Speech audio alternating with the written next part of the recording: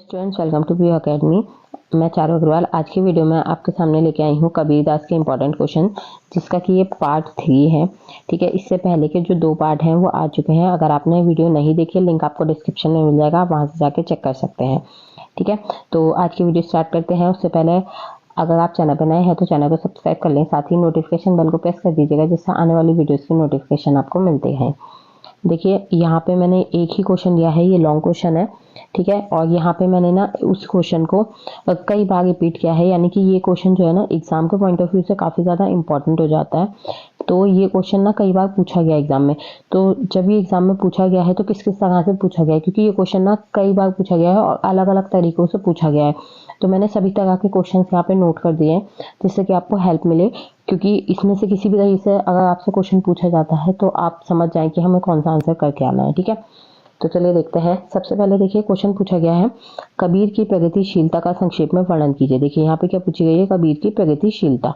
ठीक है, अथवा कबीर के क्रांतिकारी रूप पर प्रकाश डालिए। ठीक है, यहाँ पे क्या पूछा गया है, कबीर का क्रांतिकारी रूप। ठीक है, तो क्रांतिकारी रूप पूछा जाए आपसे या प्रगतिशीलता पूछी जाए, आपको क्या लिखना है, सेम आंसर लिखना है, जो कि अभी मैं करवाऊंगी। ठीक है, अथवा यहाँ पे देखिए पंक्ति दी गई है, कबीर प्रकृति से क्रांतिकारी, स्वभाव से समाज सुधारक एवं अनुभूति से कवि थे, सो उदाहरण सिद्ध कीजिए। ठीक है, इसके अलावा देखिए ये अथवा में कबीर को क्रांतिकारी क्यों कहा जाता है, उनकी कविता के आधार पर इसे प्रमाणित कीजिए। अथवा कबीर एक क्रांतिकारी कवि थे, समाज को प्रगतिशील बनाना उनका लक्ष्य था। इस कथन की प्रामाणिकता पर सौधारण प्रकाश डालिए। ठीक है, अथवा एक तरह से और पूछा गया है, आलोचकों ने कबीर के व्यक्तित्व तथा कृतित्व को क्रांतिकारिता से युक्त माना है। कबीर की इस क्रांतिकारिता को आप उनकी मौलिकता मानते हैं या परंपरा का निवास? उपयुक्त उदाहरणों से अपने कथन को पुष्ट कीजिए। देखिए यहाँ पे बहुत तरीके से आपसे क्वेश्चन पूछा गया है। ठीक है, और ये इतना अलग तरीके से क्वेश्चन पूछे गए हैं कि आप लोग कंफ्यूज हो जाएंगे कि यहाँ पे लिखना क्या है। आप खुद देखिए, यहाँ पे 6 तरह से क्वेश्चन पूछे गए हैं और 6 के 6 तरीके में अलग अलग तरीके से क्वेश्चन को आपके सामने रखा गया है। ठीक है, अब यहाँ पे देखिए आंसर, देखिए थोड़ी वीडियो लंबी हो जाएगी तो ध्यान से सुनिएगा। ठीक है, उत्तर देखिए इसका, कबीर ऐसे काल में उत्पन्न हुए थे जो बेहद उथल पुथल से भरा था। त्राही त्राही कर रही जनता की सेवा हेतु कबीर ने अपना जीवन समर्पित कर दिया। देखिए, अगर हम कबीर के जन्म के समय की बात करें तो ये भक्ति काल की शुरुआत का समय था। ठीक है, तो भक्ति काल की शुरुआत क्यों हुई थी, क्योंकि जब बहुत जो आदिकाल में मारधाड़ बहुत हुई थी, लड़ाई झगड़े बहुत हुए थे, युद्ध बहुत हुए थे, तो जब जनता इस सब से परेशान हो गई थी, ठीक है, लोगों में भक्ति भावना थी ही नहीं, एक दूसरे से लड़ाई झगड़ा ये भली भावना ज़्यादा थी। तो उस समय पे भक्ति काल का उदय होता है। ये संत आते हैं और ये लोग क्या करते हैं, लोगों में भक्ति की भावना उत्पन्न करने की कोशिश करते हैं। ठीक है, लोगों में भक्ति भाव लाते हैं। तो ये जो काल था बहुत ही उथल पुथल का काल था। ठीक है, कैसा काल था, उथल पुथल का काल था, यानी कि इस समय युद्ध वगैरह ज्यादा होते थे। त्याही त्याही कर रही जनता की सेवा हेतु कबीर ने क्या किया, अपना जीवन समर्पित कर दिया। वे सच्चे अर्थों में विश्व प्रेमी थे, क्योंकि उन्होंने क्या किया, सभी से प्यार किया। ठीक है, सभी से प्रेम किया। जाति धर्म देश की सीमाओं से परे मानव मात्र का सुख दुख ही उनका अपना था। देखिए, वो किसी चीज को नहीं मानते थे, जाति धर्म और ना ही किसी देश की सीमा को, किसी को नहीं मानते थे। उनका धर्म क्या था कि अगर एक मानव है तो उसका सुख या दुख उनका अपना होता था। ठीक है, उन्होंने तत्कालीन समाज की समस्याओं का गहन अध्ययन किया था। तत्कालीन समाज की समस्या, जैसे कि मैंने आपको बताया, पीछे हमने पढ़ा था लास्ट क्वेश्चन में कि वो जातिवाद को नहीं मानते थे, छुआछूत के कट्टर विरोधी थे। तो ये सब क्या थी, ये उस समय की समाज की समस्याएं थी। ठीक है, इन समस्याओं के कारणों की जड़ तक पहुंचकर उनका समूल नाश करने का प्रयास किया।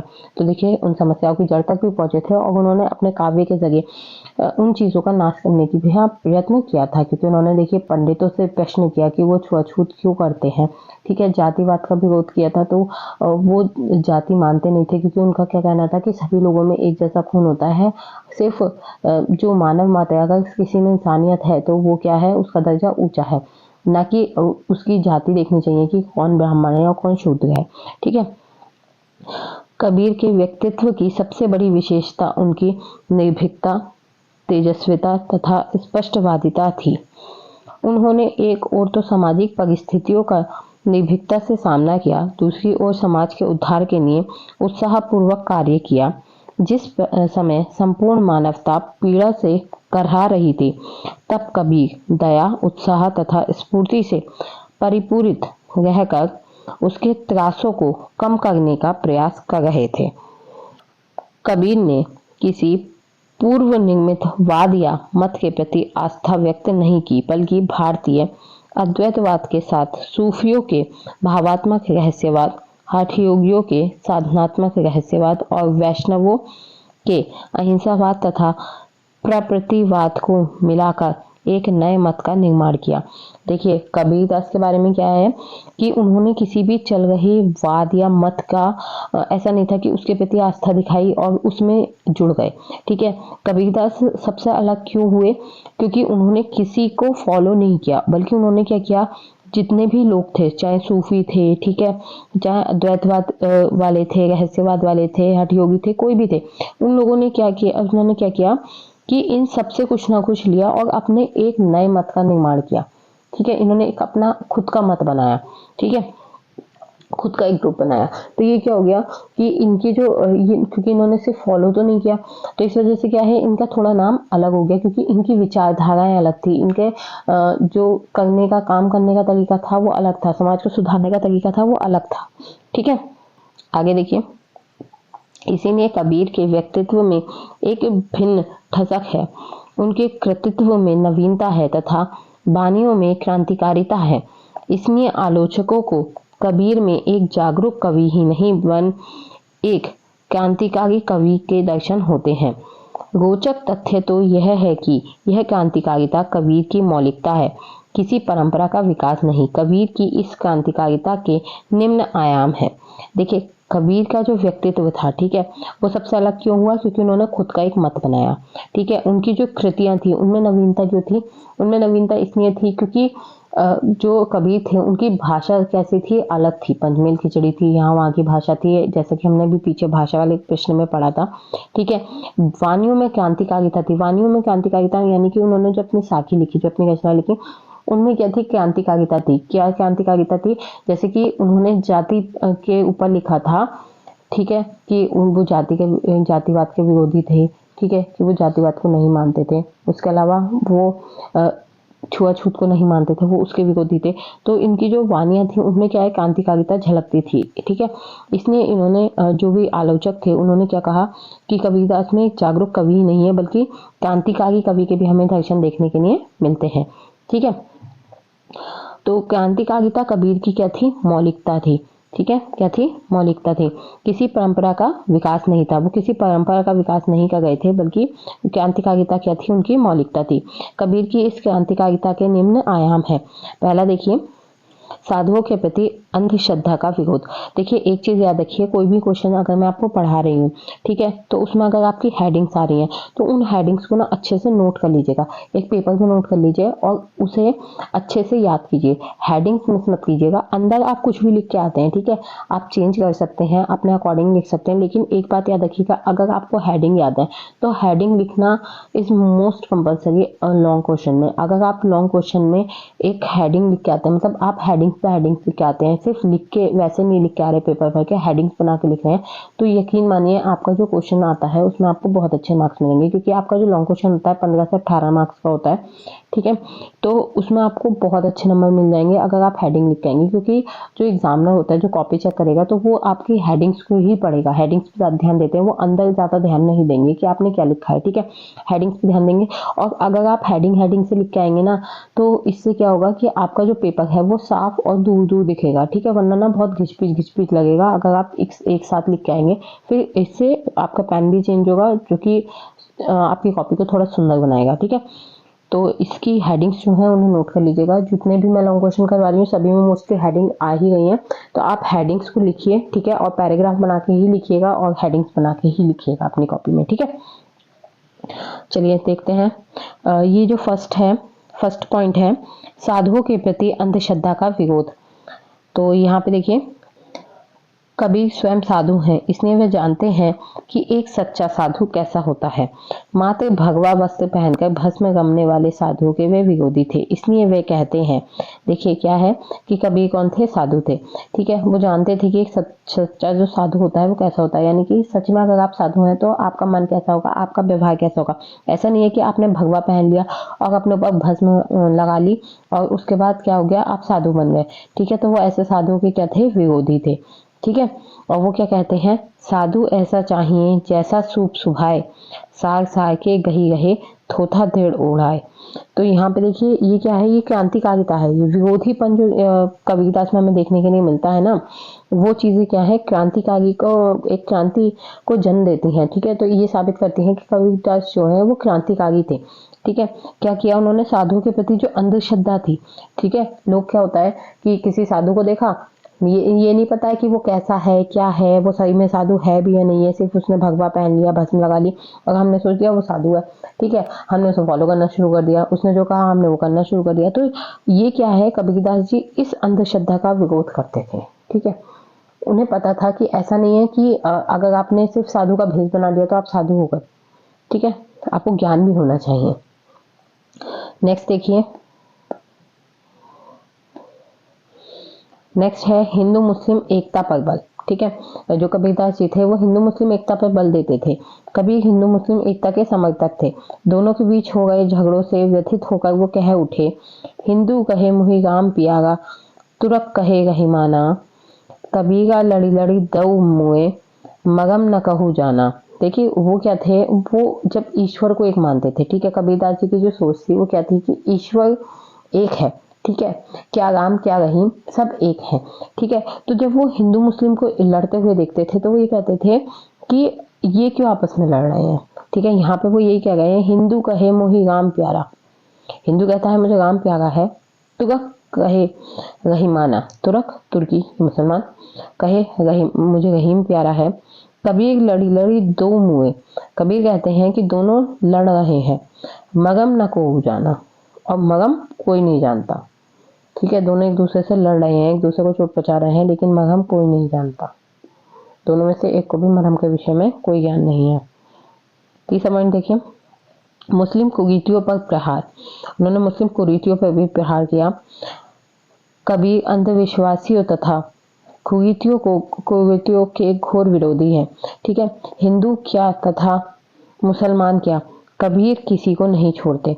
मस्जिद में से बांग देने वाले कबीर कहते हैं, जो देखिए क्या होता है, मुस्लिम की जो कुरीतियाँ थी, मुस्लिम समाज में भी देखिए हर समाज में कुछ कुरीतियाँ भी होती ही हैं, ठीक है।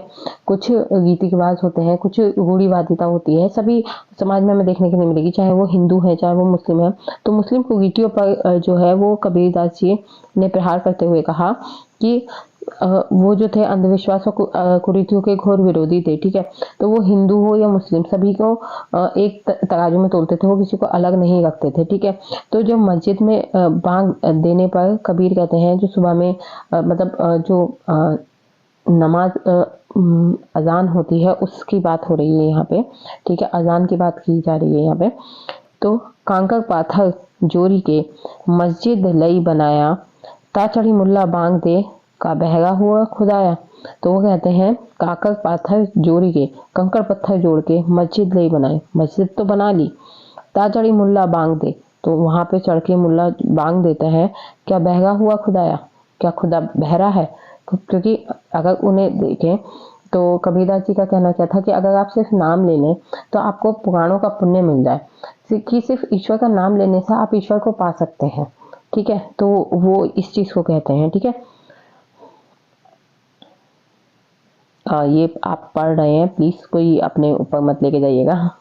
ठीक है, नेक्स्ट देखिए, हिंदू अंधविश्वासों का विरोध। तो यहाँ पे जो हिंदुओं में, अब अभी मुस्लिम समाज की बात हुई, अब हिंदू समाज में भी जो अंधविश्वास थे, जो भी कुरीतियाँ थी, ऐसा नहीं है कि किसी समाज में नहीं है और किसी में है, ऐसा कुछ नहीं है। सभी समाज में अंधविश्वास, कुरीतियाँ सब देखने के लिए मिलेगी, क्योंकि लोगों ने ही ये बनाया है और लोग ही इसे चलाते आ रहे हैं। ठीक है, कबीर ने मुसलमानों के अंधविश्वासों का विरोध जितनी तीव्रता के साथ किया, उतनी तीक्ष्णता के साथ वे हिंदुओं के ढकोसलों पर बरसे। उन्होंने हिंदुओं के ढकोसलों पर भी उंगली उठाई। दिगंबर साधुओं का उपहास करते हुए उन्होंने कहा, नांगे फिरे जो मुकुटी होए, वन को मिरग मुकुटी गया कोई। तो देखिए यहाँ पे जो दिगंबर साधु होते हैं ना, दिगंबर साधु क्या होते हैं, वो ना वस्त्र धारण नहीं करते, तो उनके बारे में यहाँ पे बताया गया है, नांगे फिरे जो मुकुटी हुए, वन को मिरग मुकुटी गया कोई। ठीक है, अब यहाँ पे देखिए, फिर माला फेरने वाले वे ढकोसला मानते थे, मतलब माला फेरने को भी वो ढकोसला मानते थे, कि हाथ में माला लेके बस माला जपते हैं ना। उनका मानना था कि माला फेरने से ज्यादा आवश्यक है कि मन को वश में रखा जाए। देखिए, कहने का मतलब ये है कि हाथ में माला है आपके, ठीक है, आपने देखा होगा कि कई लोग होते हैं जो हाथ में माला रखते हैं, माला जपते रहते हैं, मन में उनके कुछ और चल रहा है। ठीक है, मन में वो सामने वाले की बुराई सोच रहे हैं, दुनिया को देख के पता नहीं क्या सोच रहे हैं, उनके अपनी अलग दुनिया चल रही है, बस माला हाथ से फिर रही है। तो वो उस चीज को भी ये कहते हैं, उस पर भी कबीरदास जी ये कहते हैं कि ये सब एक ढकोसला है, ये इससे करने से कुछ नहीं होगा। ठीक है, आपका क्या है कि आपका मन जो है वो आपके बस में होना चाहिए। अगर आप एकांत चित्त करके बैठ सकते हैं, ठीक है, कहने का मतलब है, आप लोगों ने, बहुत से लोग होंगे जो मेडिटेशन कर लेते होंगे, कुछ लोग होंगे जो मेडिटेशन नहीं कर पाते होंगे। आप अपने मन को अगर बस में कर लें, आप सिर्फ 10 मिनट ऐसे बैठ के देखिए कि आपके दिमाग में कोई ख्याल ही ना आए, ना अच्छा ना बुरा, ना किसी की बुराई ना किसी की अच्छाई, ना अपनी परेशानी ना किसी और की परेशानी। तो आप बैठ के देखिए, क्या आप सिर्फ 10 मिनट ऐसे दे सकते हैं? क्या आप 10 मिनट सिर्फ अपने आप को ऐसे दे सकते हैं कि आपके दिमाग में कोई ख्याल ही ना आए, आप अपने मन को इतना शांत कर लें? अगर आप 10 मिनट भी देने में कामयाब हो जाते हैं ना दिन के, तो इसका मतलब ये है कि अब आप तैयार हैं कि आप कुछ पल के लिए ईश्वर को याद कर सकते हैं। ठीक है, तो हम मुश्किल से वो 10 मिनट भी नहीं निकाल पाते अपने 24 घंटे की पूरी दिनचर्या में। तो वो यही कहते हैं कि माला फेरना तो एक ढकोसला है, माला फेरने से ज्यादा आवश्यक क्या है कि हम अपने मन को अपने बस में कर लें। ठीक है, तो इसके लिए कबीरदास जी लिखते हैं, माला तो कर में फिरे, जीभ फिरे मुख माही, मनुआ तो 10 दिसी फिरे, सो तो सुमिरन नाही। यहाँ पे देखिए, कहने का मतलब क्या है, माला तो कर में फिरे, माला तो तुम्हारे हाथ में फिर रही है, जीभ फिरे मुख माही, जीभ मुख में है, ठीक है, जीभ मुख में है, मनुआ तो 10 दिशी फिरे, और मन क्या है तुम्हारा 10 दिशाओं में डोल रहा है, तुम्हारी जो आंखें हैं वो सब देख रही हैं, तुम्हारा मन जो है वो 10 दिशाओं में डोल रहा है, सोच अलग ही चल रही है। सो तो सुमिरन नहीं, ये तो भगवान को याद करना नहीं है, ये तो सुमिरन करना नहीं है, भगवान की भक्ति करना नहीं है। ठीक है, उसके अलावा देखिए, 5वां पॉइंट है, धर्म गुरुओं में अनास्था। ठीक है, धर्म गुरुओं में अनास्था बताते हुए कहते हैं, कबीर ने धर्म गुरुओं के अंधानुकरण का विरोध किया है, वे तो सभी जीवों में परमात्मा की सत्ता देखने के पक्षधर हैं। देखिए, उनका क्या कहना है कि धर्म गुरु मत बनाइए, उनका विरोध करते हैं। वो क्या कहते हैं कि सभी जीवों में परमात्मा होता है। ठीक है, चाहे वो कोई धर्म गुरु है, चाहे कोई है, चाहे हिंदू है, मुस्लिम है, ऊंचा है, नीचा है, किसी भी जात का है, ब्राह्मण है, शूद्र, सभी में परमात्मा वास करते हैं। कि उनका मानना था, देखिए मैं आपको सीधी सीधी बात बताऊं, उनका मानना था कि हर चीज में ना सबसे चीज बड़ी होती है मानवता। ठीक है, इंसानियत। अगर आप एक अच्छे इंसान बन सकते हैं, ठीक है, तो आपका समाज में उच्च स्थान है। ठीक है, क्यों है? क्योंकि अगर आपका मानवता आपने निभा ली, तो ईश्वर ने आपका जन्म क्यों दिया, आपको क्यों पैदा किया, क्यों धरती पे भेजा? मानव बनने के लिए। आप मानव बन के रह लीजिए, आपको ईश्वर की प्राप्ति हो जाएगी। आज के समाज में हम देखें तो कोई इंसान मानव भी नहीं। ठीक है, तो मानवता भी जैसे खत्म होती जा रही है, तो उस चीज के लिए ही यहाँ कबीरदास जी कहते हैं, ठीक है। यह सब झूठी बढ़ेगी बारियां पंच निवास, साचे मगे झूठ पड़ी काजी करे आकाश, ठीक है। आगे देखिए, नेक्स्ट है मानवीय गुणों की प्रशंसा। वो मानवीय गुणों की प्रशंसा करते हैं। जैसे मैंने आपसे कहा कि अगर किसी में कोई मानव बन सकता है, कोई मानवता का पालन कर सकता है, तो क्या है, कबीरदास जी के लिए वो उच्च स्थान रखता है। तो वो मानवीय गुणों की प्रशंसा करते हुए ये कहते हैं, कबीर पांडित्य का आधार पुस्तकीय ज्ञान के स्थान पर मानवीय गुणों को मानते थे। यानी कि पंडित कौन है, उनका मानना था कि पंडित वो नहीं जैसे पुस्तकीय ज्ञान है, जैसे पुस्तकों का ज्ञान है, पोथियां पढ़ रखी है जिसने ना, उनके हिसाब से पंडित कौन था, जिसमें मानवीय गुण है, ठीक है, जो मानव है उसे वो पंडित मानते थे। उनकी दृष्टि में प्राणी मात्र के प्रति प्रेम और विश्व बंधुत्व की भावना रखने वाला मनुष्य किसी पंडित से ज्यादा बेहतर है। उनका मानना था, अगर आप प्राणियों से प्रेम करते हो, इंसान जानवर ऊंच नीच सबका भेद छोड़ के अगर आप किसी से प्रेम कर सकते हो, विश्व बंधुत्व, पूरे विश्व को एक समान मान सकते हो, ये भावना आप अपने मन में रखते हो, तो आप कैसे भी मनुष्य हो, आप किसी पंडित से बेहतर हो। तो इसके लिए वो कहते हैं, पोथी पड़ी पड़ी जग मुआ, पंडित भया न कोय, ढाई आखर प्रेम के पढ़े सुपंडित होए। तो यहाँ पे इसका अर्थ क्या है कि कितनी भी पोथियां पढ़ लो, कितनी भी किताबें पढ़ लो, जग में कितनी भी किताबें पढ़ लो, पंडित भयानक हो, इससे तुम पंडित नहीं बन जाओगे। ढाई आखर प्रेम के, सिर्फ प्रेम का जो 2.5 अक्षर होता है उसे पढ़ने से क्या हो जाएगा, पढ़े सो पंडित हो, उससे तुम पंडित बन जाओगे। आगे कहते हैं, कबीर सत्य को सबसे बड़ी तपस्या मानते हैं और झूठे मनुष्य उन्हें प्रिय नहीं थे। वो सत्य बोलते थे, सत्य को तपस्या मानते थे और उन्हें झूठे मनुष्य पसंद नहीं थे। ऐसे मनुष्य जो झूठ बोलते हो उन्हें पसंद नहीं थे। इसके लिए वो लिखते हैं, साच बराबर तप नहीं, झूठ बराबर पाप, जाके हृदय साच है ताके हृदय आप, ठीक है। तो यहाँ पे कहते हैं, ये देखिए नहीं दिखा हो तो, साच बराबर तप नहीं, झूठ बराबर पाप, जाके हृदय साच है ताके हृदय आप। यहाँ पे वो कहते हैं कि सच से बड़ा तप नहीं और झूठ से बड़ा कोई पाप नहीं, ठीक है। जिसके हृदय में सच है, जाके हृदय साच है, जिसके हृदय में सच है ताके हृदय आप कौन, ईश्वर, ठीक है। आप कौन, ईश्वर। तो जिसके हृदय में क्या है, सच वास करता है, उसके हृदय में ईश्वर वास करते हैं, ठीक है। कबीर दोषारोपण करने की प्रवृत्ति का विरोध करते हैं। दोषारोपण यानी कि दूसरे पे दोष लगाना। उनका मानना था कि यदि सभी एक दूसरे में दोष ढूंढने लगेंगे तो समाज में वैमनस्य बढ़ेगा। यानी कि सब एक दूसरे की गलती बताते आ जाएंगे, कोई खुद न सुधरेगा न अपनी गलती मानेगा, तथा सुहृदय भाव समाप्त हो जाएगा। यानी कि कोई अच्छे दिल का बचेगा ही नहीं। इसलिए उनका आदर्श क्या था, वो क्या कहते हैं, बुरा जो देखन मैं चला बुरा न दिखा कोई, जो दिल खोजा आपना मुझसे बुरा ना कोई। तो वो यहाँ पे कहते हैं कि जब मैं बुराई ढूंढने गया ना, जब मैं बुराई ढूंढने चला तो बुरा ना दिखा कोई, मुझे तो कोई बुरा दिखा ही नहीं। जो दिल खोजा आपना, जब मैंने अपना दिल खोजा, मुझसे बुरा ना कोई, मुझसे बुरा कोई था ही नहीं। क्योंकि वो ये कहते हैं कि हर इंसान में ना अच्छाई और बुराई होती है, ठीक है। तो जो हमारे अंदर की बुराई है उसे हमें खुद ढूंढना चाहिए और उसमें खुद सुधार करना चाहिए। हमें दूसरे की बुराई निकालने से पहले अपनी बुराइयों को खत्म कर लेना चाहिए। क्योंकि अगर हम सब में बुराई निकाल देंगे, आप किसी से कुछ बुरा कहोगे, वो आपसे बुरा कहेगा, इससे क्या है, सब जगह सिर्फ लड़ाई लड़ाई होगी, ठीक है। किसी में तो कुछ अच्छाई बचेगी नहीं। अगर आप अपनी हर बुराई को खुद से ही सुधार लो तो सामने वाले को कहना ही नहीं पड़ेगा। और आप किसी को कहने का अधिकार तब रखते हो जब आप खुद हर बुराई से छूटे हुए हो।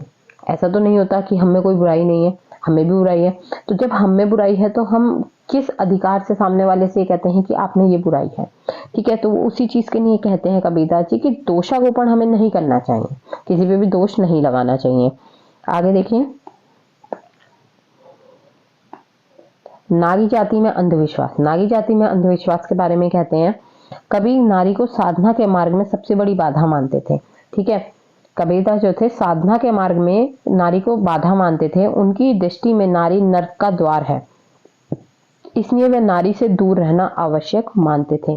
तो कबीरदास जी नारियों से दूर रहते थे, हमें पता चल गया है। और उनकी दृष्टि में क्या थी, नारी नर्क का द्वार थी। ये चीजें थोड़ी याद रखिएगा। नारी को झाई परे अंधा होत भुजंग, ताना की है कौन गति, जो नित नारी के संग। ठीक है, कबीर वास्तव में क्रांतिकारी कवि थे। वे अपनी इसी प्रकृति के द्वारा समाज में एक बड़े परिवर्तन की अपेक्षा रखते थे।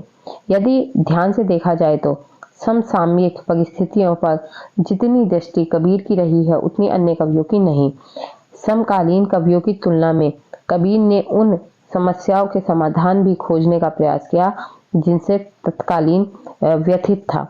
ठीक है, यानी कि कबीरदास जी जो थे वो एक क्रांतिकारी कवि थे। कैसे पता चला, क्योंकि उनकी जो प्रकृति थी समाज में एक बड़ा परिवर्तन लाने की थी, वो एक बड़ा परिवर्तन लाना चाहते थे। ठीक है, अगर ध्यान से देखा जाए तो उनकी जो दृष्टि थी, उन्होंने उस समय की जितनी भी समस्याएं थी उन सभी को देखा। ठीक है, और उसके बारे में कुछ ना कुछ हर समस्या के बारे में लिखा, जो कि अन्य कवियों ने नहीं किया। ठीक है, समकालीन कवियों की तुलना में, यानी उस समय जितने भी कवि थे उनकी तुलना में कबीर ने उन सभी समस्याओं का समाधान खोजने का प्रयास किया जो उस समय चल रही थी, जिससे समाज व्यथित था। ठीक है, आगे देखिए। रोचक तथ्य तो यह है कि कबीर के ये समाधान मधुर फल न होकर नीम की कड़वी निबोरी थे, किंतु फिर भी इन्हें न केवल तत्कालीन जनता ने स्वीकार किया बल्कि आज भी इन्हें कारगर माना जा रहा है। देखिए, रोचक तथ्य क्या है, यहाँ पे एक इंटरेस्टिंग बात ये बताते हैं कि कबीर के ये जो समाधान थे ये मधुर फल नहीं थे, ये क्योंकि मीठे नहीं लगते थे, नीम की तरह, नीम की कड़वी निबोरी की तरह लगते थे, किंतु फिर भी क्या किया था समाज ने, उस समय की जनता ने उसे स्वीकार किया था।